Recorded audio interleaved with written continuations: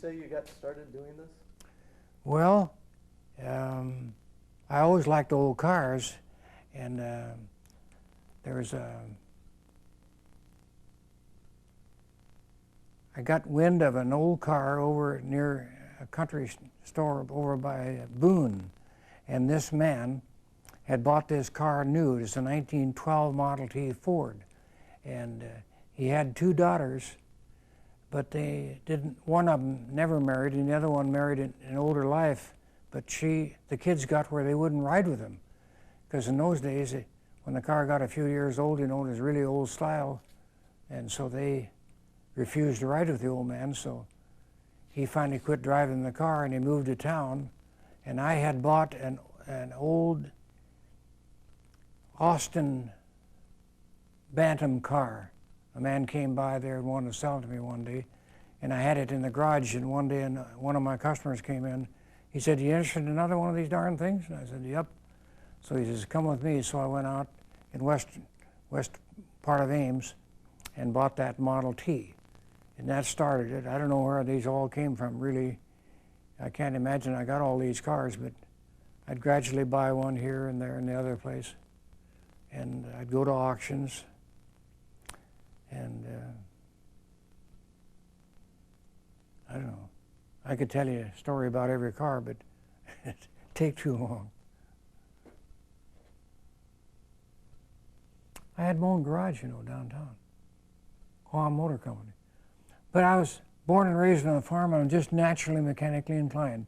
So we had all kinds of machinery, from thrashing machines to silo fillers and trucks of all kinds. So when I was in high school, I was overhauling cars for people in town in my corn crib. You know, you heard of corn crib mechanics. Well, anyway, that was it. And then I went to California, and after I lost this eye, I was an airplane mechanic out there. And then after I lost the eye, I ran a garage in Highland Park, which is north of downtown Los Angeles. And then I came back here and bought that little garage at 120 South Duff, and operated that for many, many years. I quit the trade, I think, in about 1970 or so. Then I went into moving houses and making apartments, stuff like that.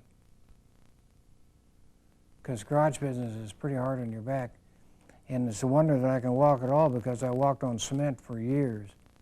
And that usually gets you. Some guys are luckier than I. Some people have wives that can't wait to polish and clean and so on. Well, she's done her share of polishing and cleaning, and she kind of likes them. But if I didn't have them, I'm sure our relationship would be maybe a little better. But it's a great hobby. It keeps you out of the beer joints, you know.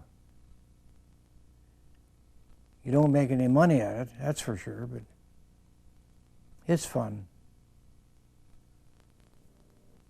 You know, you get in them and all of a sudden you can put them in gear, step on the foot, feet, and away you go.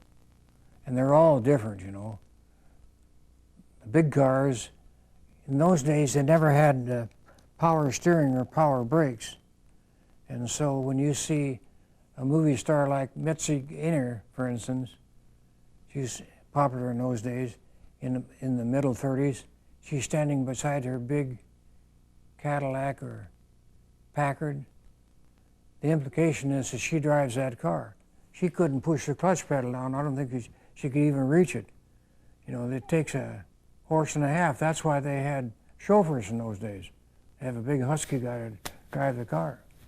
I've got cars that when they're moving down the road, you're all right, but if you go to park them, it takes a lot of muscle. That big Pierce Arrow that I have, I took it on that Iowa trip, and I had had heart surgery 3 weeks before that, and you're not supposed to even hardly ride in the car for 6 weeks. And I was driving that darn thing, and you'd get into parks and stuff, and around trees and so on. It's a wonder I ever lived. And then when I seen my doctor when I went in for a checkup, I kidded the doctor. I said, I sure blew a hole in your theory that you had to be 6 weeks dormant after a heart operation, because I did it in 3 weeks on the biggest car and heaviest car in the world. You're like driving an old tractor. Or if you got a modern car and the engine dies and the power steering quits, that's about how hard these old cars steer. Unless they're little cars like Fords and Chevrolets, they're easy to drive. A lot of people looking at you when you go down the road? Well, sometimes. I went up to northern Iowa and northern Minnesota and bought a 29 Plymouth sedan, which is kind of plain Jane. It's nicer than a Ford, but you know, nothing to write home about. And I remember that trip, it really struck me because I was on the interstate coming down, and I'd be on the north one going, the north part of the interstate going south, and people would be on the other side going north across the median, and they'd roll down the windows and holler and yell and wave. You'd think I was driving a Rolls Royce or something. But some of the more modern cars I got that I think are beautiful cars, nobody gets too excited. Once in a while, you do.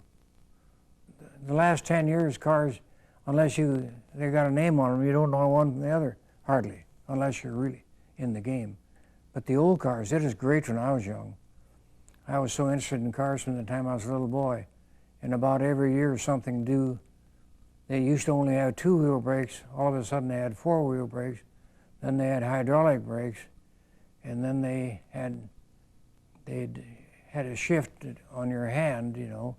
And then about 1939, they had 3 on the tree, they called it. Your shift lever was up on under the steering wheel. And the outside looks was different all the time. Almost every year it was something different. And they changed engines. They went to overhead valves and big V8s. It's been a really interesting time to grow up if you like cars. So maybe that's why some people like the old cars. They're so different. What do you think is going to happen to your collection? Well, that's a good question, and anybody with common sense would be concerned about it. But I have 3 sons, and they all like old cars. They've got some old cars of their own. Of course, they're mostly newer vintage than these. But I suppose they'll have a big auction and sell them off. My dad was a horseman, and he loved horses and stuff. And when they had the closing out sale, he was ill. He couldn't go out and watch the horses sold. But he sat in the house on a chair near the window, and he was so attached to those horses that tears were rolling down his cheek.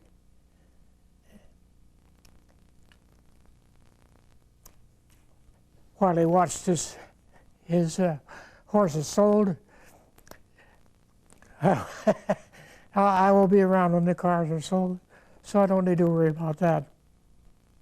I'm so damn sentimental, I hate it. One of the main things about these old cars, you buy them and they've maybe set for years with no life in them at all. And you take the engine apart and fix it all up, and you start it and it runs. You just like you give life, you know, because after all, it's just iron. There's pistons in there and so on and so forth. But if everything's going right, they'll start and run. And to me, I remember when I was a little boy, on the farm we'd have horses, you know, but then I got to drive the Model T Ford when I was 10 years old. And I thought, boy, this is wonderful, because for that little gas that's in that tank under there, this car will go down the road, you know, 15, 20 miles an hour or more, and you don't have to do anything but sit there and drive it. And